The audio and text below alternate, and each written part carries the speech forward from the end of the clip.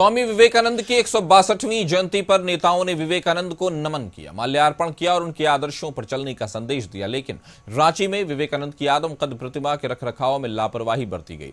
पर्यटन स्थल के रूप में विकसित करने की योजना भी धरी की धरी रह गई। देखिए विशेष रिपोर्ट। स्वामी विवेकानंद एक ऐसी शख्सियत जिन्होंने हिंदुस्तान का परचम विश्व में लहराया, भारत की सभ्यता संस्कृति की पहचान दिलाई। हर वर्ष उनकी जयंती मनाई जाती है। नेता उनकी आदमकद प्रतिमा पर माल्यार्पण करते हैं, नमन करते हैं, उन्हें याद करते हैं। समारोह होता है। जयंती को युवा दिवस के रूप में मनाया जाता है। बच्चे हाथों में तख्तियां लिए विवेकानंद की प्रतिमा के पास एकत्रित होते हैं। एक ऐसा माहौल तैयार किया जाता है मानो विवेकानंद के आदर्शों और उनकी सोच की परिकल्पना साकार हो रही हो, लेकिन ऐसा होता नहीं।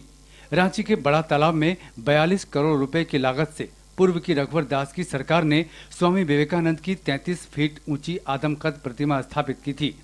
योग सेंटर के साथ ही इसे खूबसूरत बनाया गया ताकि पर्यटन को बढ़ावा मिले और सरकार को राजस्व भी मिले। तब के पर्यटन और खेल मंत्री रहे अमर बावरी ने कहा कि एक अच्छी सोच के साथ प्रतिमा स्थापित की गई थी, लेकिन सरकार बदलते ही सब कुछ खत्म हो गया। मूर्ति तो लग गई और मूर्ति भी जो अपने लौह पुरुष सरदार वल्लभ भाई पटेल जी का जिन्होंने बनाया है मूर्ति, वही मूर्तिकार ने यह सुंदर मूर्ति का भी बनाया है। लेकिन बाद के कालखंड में सरकार जैसे ही बदला, उसका हमको लगता है सरकार का जो ध्यान उससे उतर गया है और बड़ा खराब लगता है कि एक दिन, साल के एक दिन 12 तारीख उनके जन्म जयंती पर ही सिर्फ यह याद किया जाता है। अगर सरकार चाहे तो उस बड़ा तालाब से अच्छा राजस्व भी आएगा, लोगों को आकर्षण का केंद्र भी होगा और प्रेरणा का स्रोत भी होगा, क्योंकि वहाँ मेडिटेशन का सेंटर भी हम लोगों ने उसके साथ जोड़ करके पूरे एक उनके विचारों को जोड़ करके एक बनाया था। विवेकानंद की जयंती पर अन्य लोगों की तरह जेएमएम सांसद महुआ माझी ने भी बड़ा तालाब स्थित उनकी प्रतिमा पर माल्यार्पण किया और विवेकानंद के आदर्श और विचार को बताया। लेकिन जब इसके रखरखाव को लेकर बात की गई तो उन्होंने कहा कि इसके लिए वो प्रयास करेंगी और सरकार से भी बात करेंगी।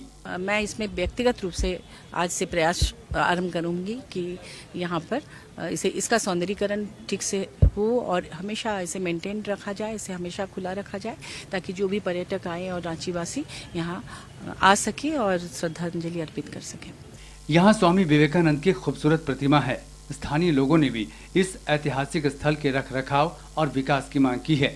सरकार अगर इस ओर ध्यान देती है तो यह एक खूबसूरत पर्यटक स्थल के रूप में विकसित होगा और सरकार को राजस्व भी मिलेगा। विशाल कुमार, कशिश न्यूज, रांची।